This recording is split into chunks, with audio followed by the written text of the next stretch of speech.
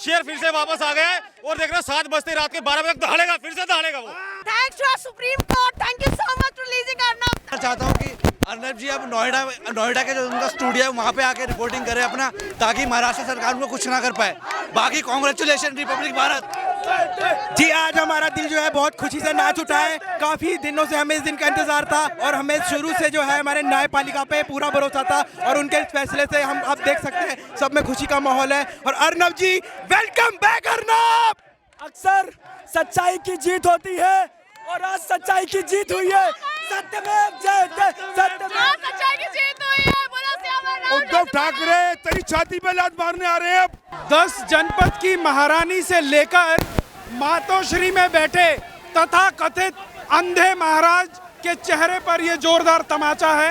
देश की supreme court ने महाराष्ट्र की सरकार से लेकर मुंबई हाई कोर्ट और वहां की तमाम निचली अदालत को देश के सामने जो है बीच चौराहे पर एक्सपोज करके रख दिया है। और जो लोग अर्नब गोस्वामी की दिवाली जेल के अंदर मनवाने के ख्वाब देख रहे थे, आज अर्नब गोस्वामी एक शेर की तरह सुप्रीम कोर्ट से जो है छूट कर आ रहा है और वो आज शाम को जो है अपने स्टूडियो से दुगनी गर्जना के साथ जो है इन लोगों को एक्सपोज करने का काम करेगा। और आज देश के अंदर एक जश्न कल मना था और एक दूसरा जश्न आज मन रहा है कि आज देश के अंदर लोकतांत्रिक व्यवस्था के अंदर जो लोग लोकतंत्र का गला घोटने पर उतारू थे, उन लोगों को तो एक्सपोज किया ही किया और देश की जनता का विश्वास और ज्यादा मजबूत किया है। लेकिन तथाकथित कुछ लोगों का कहना था कि अर्नब दिवाली जो है जेल में मनाई। देखिए, अर्नब गोस्वामी इकलौता एक ऐसा पत्रकार था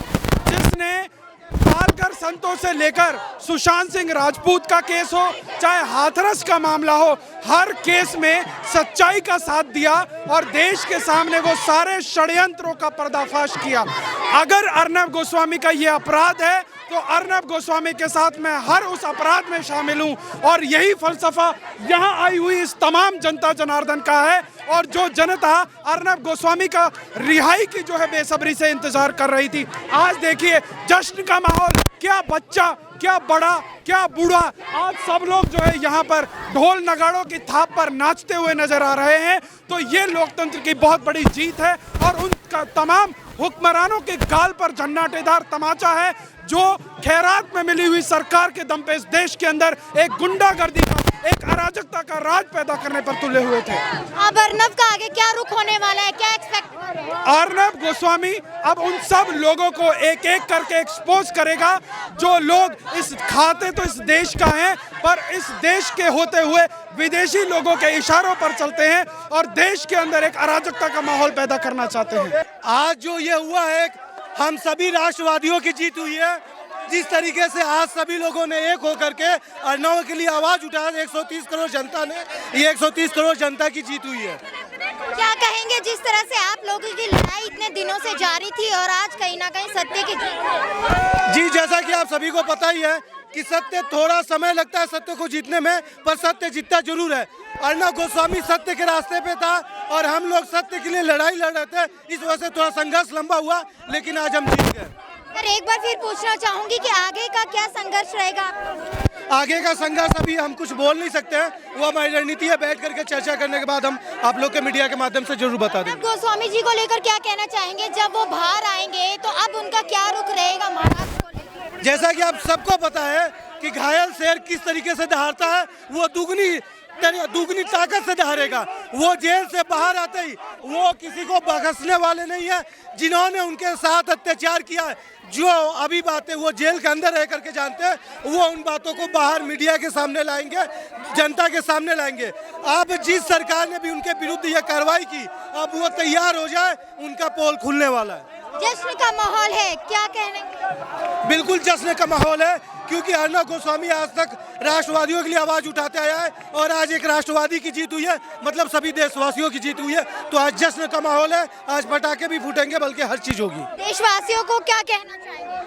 देशवासियों को यही संदेश देना चाहेंगे कि ये जो भी हुआ है, आज अर्नब गोस्वामी जेल से रिलीज हुए, तो इसमें आप सभी का कहीं ना कहीं योगदान ना है, मैम आपका भी योगदान ना है कि आपने अपने चैनल के माध्यम से इस आवाज़ को जनता तक पहुंचाया।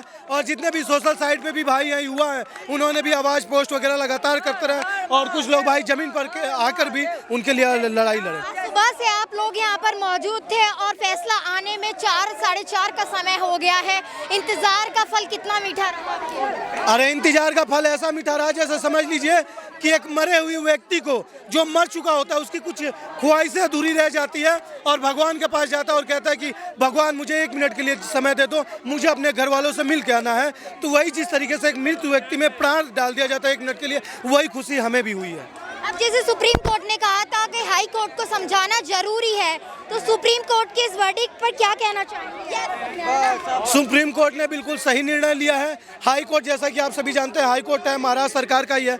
तो महाराष्ट्र सरकार जो भारत देश आज़ाद होने के बाद 70 साल से जो गलत हाथों में था, तो 70 सालों में जो भी गवर्नमेंट एम्प्लॉय जो आज नियुक्त हुए हैं वो सभी इनके ही एम्प्लॉय हैं, इनके ही कार्यकर्ता हैं। तो ये जाहिर सी बात है, अपने लोगों की मतलब आवाज़ जो बनेंगे उनकी बातों को उठाएंगे और वो जो कहेंगे मतलब चमचा कहिए या गुलाम कहिए, ये उनकी बातों को मानते हैं, इसीलिए हम राष्ट्रवादियों की बातों को दबाते हैं।